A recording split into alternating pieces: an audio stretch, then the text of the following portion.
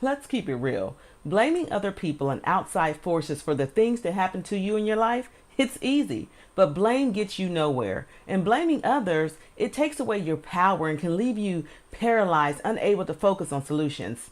I'm Tamara Hartley, your advice guru and how-to coach. Today we're talking about how to stop blaming others and take back control of your life, relationships, and career.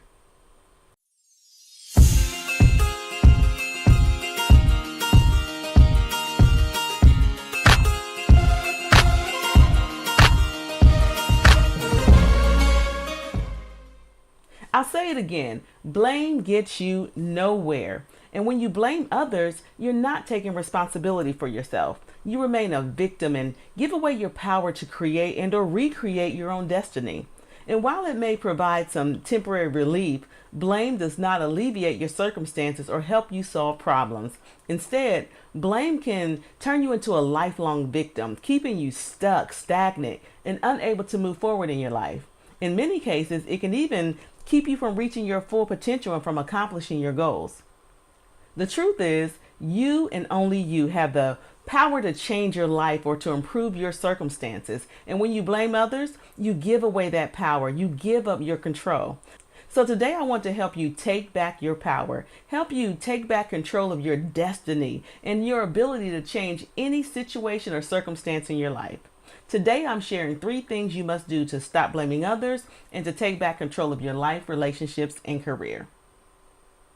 1, you have to take full responsibility for you. You have to take responsibility for where you are in your life, responsibility for your decisions, your actions, and in some cases, your inaction, and responsibility for your outcome and your results. If you don't like where you are, change it.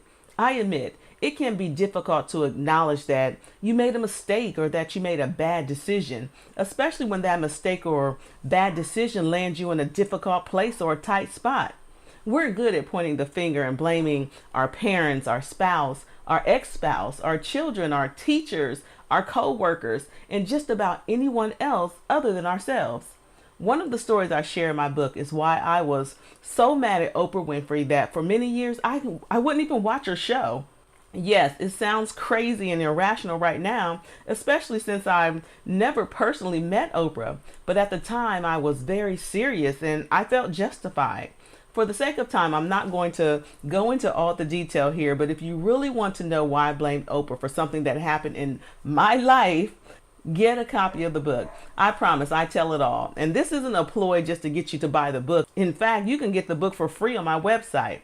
But this is just an example of how irrational we can be when we are in the blame mode and not taking full responsibility for ourselves. 2, stop worrying about what others think of you. My mentor, Les Brown, who happened to also write the foreword for my book, says that what other people think of you is none of your business. But the reality is we make it our business because we fear being judged, rejected, and we fear not being liked by others. Then we make life decisions based upon these fears and what other people think of us. We allow others' opinions of us to dictate or influence our choices, our career path, where we work, what we wear, how we eat. And then we blame these same people when we don't get the results we were hoping for. We slide right back into the blame game, blaming others, making excuses, and avoiding the real issues, avoiding making real changes in our lives. 3, move beyond your labels and limitations. I get it. Society can be rough. And the people in our everyday lives, our family and friends and coworkers, they can be just as rough. We are judged and labeled based upon our outside appearance, our life conditions, where we grew up, our family, cultural background, and a gazillion other superficial criteria. And while these labels can sometimes feel callous and insensitive, it doesn't compare to the labels and the limitations that we sometimes place on ourselves. Whether given by society or self-inflicted, labels can cause you to have a false sense of who you authentically are. And like many of you, I have experienced many different situations in my life. And at times, I've worn many labels, from being a teenage parent, a fatherless daughter, a college dropout, single mother, married, divorced, bankrupt, and on and on and on. I could go on.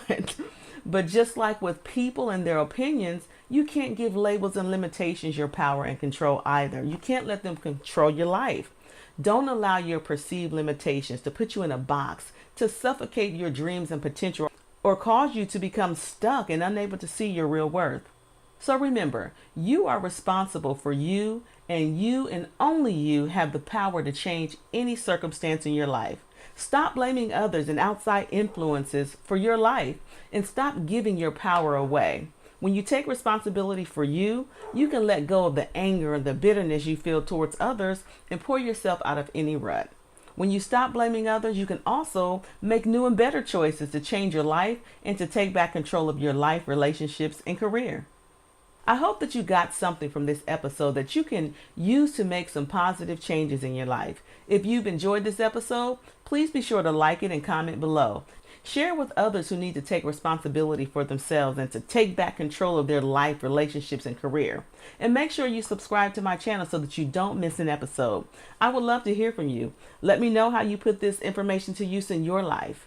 You can connect with me on Facebook, Twitter, and Instagram at I'm Tamara Hartley. Also, let me know if there's a topic you would like for me to cover. I love getting your comments, your suggestions, and your feedback. Thanks for spending this time with me, and I'll see you in the next video.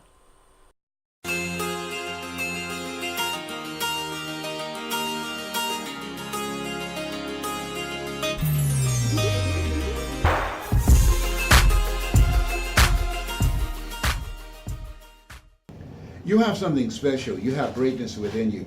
You see these two books? Now, this is a journal that's being used by Tamara Hartley. And this is her book that I wrote the foreword for. And I can tell you, if you're ready to get into your greatness, to transform your life, to develop yourself, to go to that next level, I can tell you these two books will give you a major breakthrough and introduce you to a part of yourself that you don't know right now. Make the investment in yourself. Warren Buffett said the most important investment you can make is in you. You have something special. You have greatness within you. That's my story, and I'm sticking to it.